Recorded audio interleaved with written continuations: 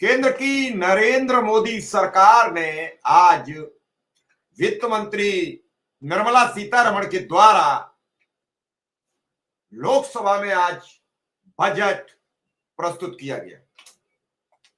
इस बजट को प्रस्तुत होने से पहले उत्तर प्रदेश के पूर्व मुख्यमंत्री और इस देश की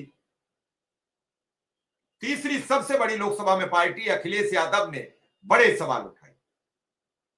उन्होंने सवाल उठाया, पहले महाकुंभ की लाशों का हिसाब दीजिए, फिर हमें बताइए कि उत्तर प्रदेश के लिए बजट में क्या है।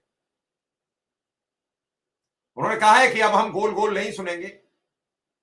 सरकार ने एक बड़ी उपलब्धि हासिल की जो पिछले 11 वर्ष से प्रस्तावित थी।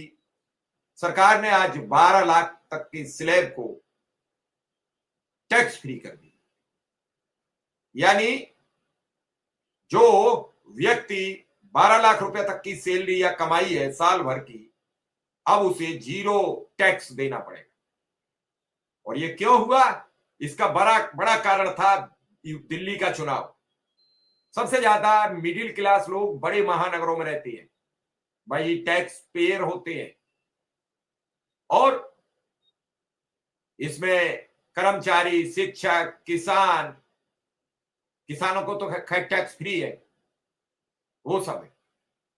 और एक और बड़ी ऐलान कर दिया कि अब किसानों को कर्ज से दाबने का एक और सरकार का ऐलान है, क्योंकि यही तो कर रही है सरकार कि लोन लो, कर्ज ले लो और घी पियो, कर्ज लो और घी पियो। यही तो सरकार कर रही है पिछले काफी समय से। देश को कर्ज के मुंह पर धकेलती चली जा रही है, कर्ज ले लो और घी पियो। यानी जिस भूमि पर 3 लाख रुपया का केसीसी अभी तक आपको मिलता था, अब 5 लाख रुपया का केसीसी मिलना शुरू हो गया। आज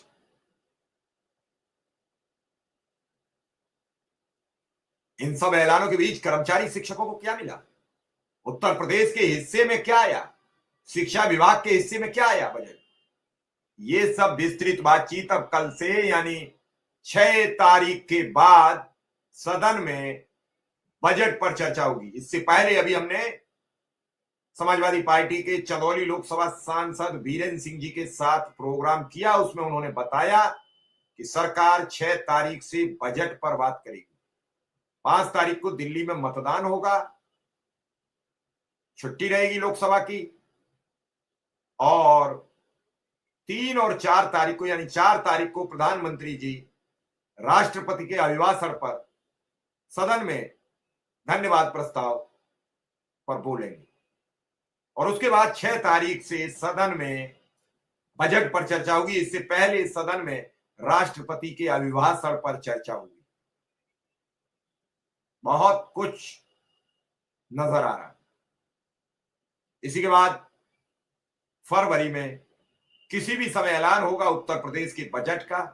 अब तक ऐलान हो चुका होता, लेकिन कुंभ की आपदा के बाद, कुंभ में घटना घटने के बाद ये बजट सत्र थोड़ा व्यवधान में आया है, लेकिन अभी मनाही नहीं हुई है। उम्मीद थी कि 7 तारीख से बजट सत्र और 14 तारीख तक चलेगा 7 दिन, क्योंकि 7 दिन का बजट सत्र सरकार इसलिए रखना चाह रही थी जबकि उत्तर प्रदेश में इस बड़े भूभाग के राज्य में कम से कम सदन 1 महीना चलना चाहिए ताकि आम जनमानस की बातें हों।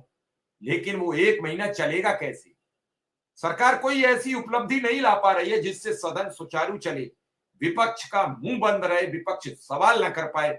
यहां तो रोज सवाल है, भुखमरी के सवाल है, संविदा कर्मियों के सवाल है, बेरोजगारों के सवाल है, किसानों के सवाल है।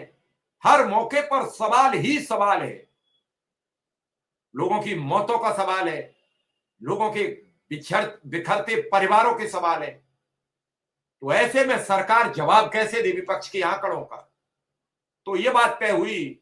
बीच में अनुपूरक बजट आया, तब भी सदन कम चलाया गया। हमारे साथ आज निगम साहब भी रहेंगे, अमेरिका से हमने उन्हें जोड़ने का प्रयास किया है। हमारे साथ विजय बंधु जी आएंगे।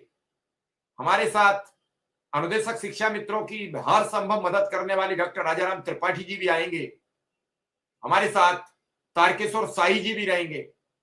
सभी अभी जल्द से जल्द हमारे साथ जुड़ेंगे, फिर हम चर्चा को और